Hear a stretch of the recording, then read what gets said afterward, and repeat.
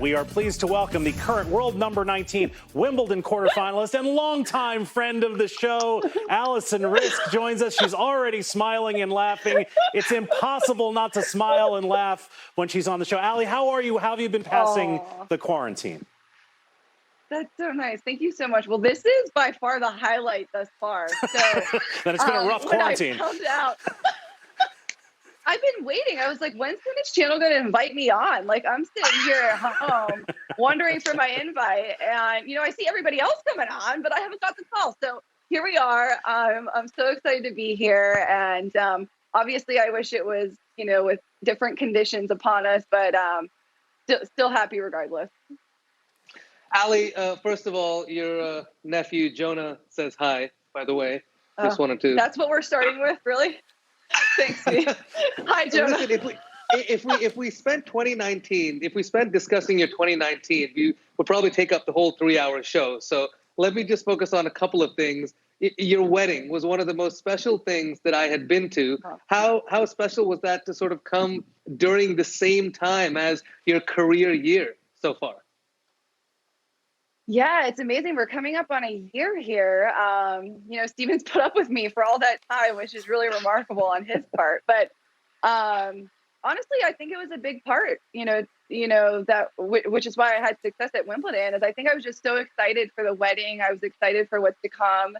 And it kind of took a little bit of pressure off me because all my attention was, you know, on the wedding and planning for it and getting excited for it. So, you know, I tell Steven he's got to marry me every year now. He already turned me down for this year. So we'll have to work on 2021.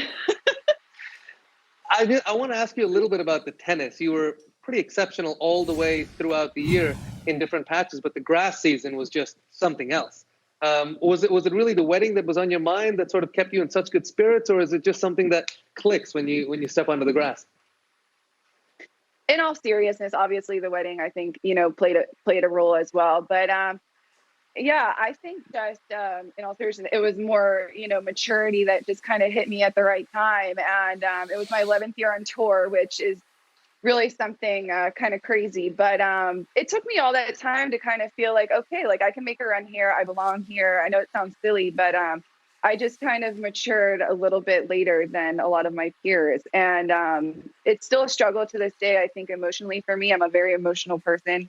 You know, I feel a lot of feelings. And so for me, that's my biggest, you know, obstacle. And it's something that I'm working on, you know, with professional help. So, you know, I'm just really grateful that it kind of unfolded when it did. And I was able to use the momentum and, you know, finished the year top 20, which was super exciting after my run to Wuhan. So it was honestly a dream year for me, 2019. And, you know, I was looking to, you know, keep it going 2020. And obviously we have a little bit of a stoppage here, but I'm so looking forward to beginning again.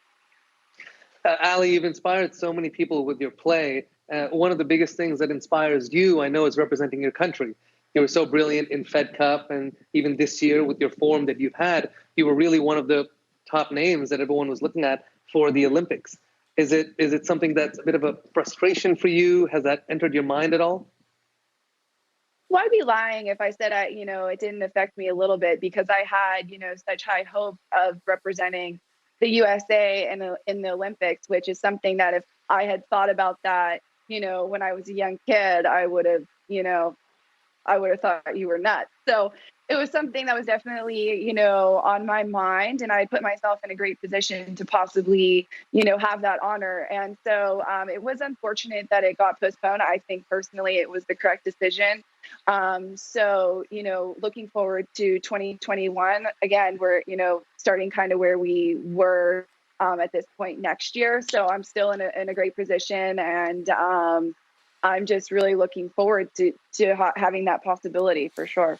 We are joined by the 19th ranked player in the world and Prakash's cousin. Is it cousin-in-law? Is it cousin once from? I don't know what can we get a chart on that, or? I think we just go with sissy-in-law. Oh, you know. Okay, I like that. That's okay. Good. All right, I'll take it. Whatever the title, Allie, you are one of the 4 players who's getting back to work this weekend in the UTR Pro Match Series debut women's event. I know you saw the men's event about 10 days ago on Tennis Channel.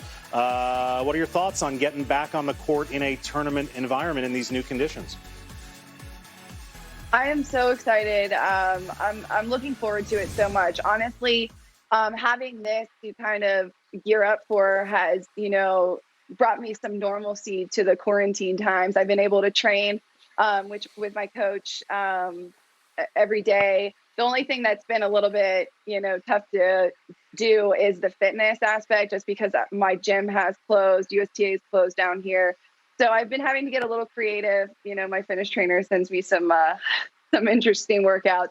But honestly, I'm so excited, looking forward to it. It's a great group of girls, and I think, we have pride on the line here, and we're all going to, go out there and give it our best shot. So I'm looking forward to it. And I watched every single second of the guys a couple of weeks ago, and I was just eating it up. I had withdrawal on Sunday when it was no longer on. So for me to be able to be one of the competitors and participate in it is really exciting for me. Ali, Steven's done such a great job of getting this sort of group together, and we saw some smack talk between the guys. I just want to know, between this group, who do you think is going to be able to sort of come on top with the smack talk? Now, let's be honest here, Ali. That's hilarious. Well, it's certainly not me, so don't be looking at me for that to take place. Okay, if we're not kidding anyone here, like Danielle would be the best smack talker of the bunch for sure. So, but also she's a great girl and very sweet. So I think she'd be considerate in her smack talking, but I think she would be very capable. So, Ali, I have so many questions for you now that you and Prakash are in the same family. Like, for example, I'm really curious what the grocery bill is like when you have him over for dinner. I mean, that's a whole nother special.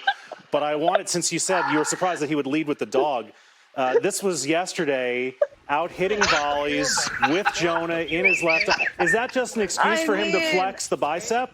Wait, we're talking about Jonah here, but can you just look at those spandex? Like, do they cover your entire foot as well? I mean, this whole thing needs dissected. We have a cutoff shirt. We have Jonah. Your footwork could be much better here. Your spandex. Then you have little shorties on top of it. I'm not sure. That is a high level of criticism from someone who supposedly loves me. Oh, Pete, I love you, but seriously, I'm not sure what's going on there. Is it? I'm just talking to our executives. Is it possible that we could have Ali as a permanent co-host on the show? Because this is just taking on a whole different vibe for Prakash right now, and I think it's needed, Ali. Habes, well, I'm going to throw this out there. I'm available. If we get Ali on the show again, I will make her do a rendition of her best singing ability. She loves this little thing she put together called the bathroom song.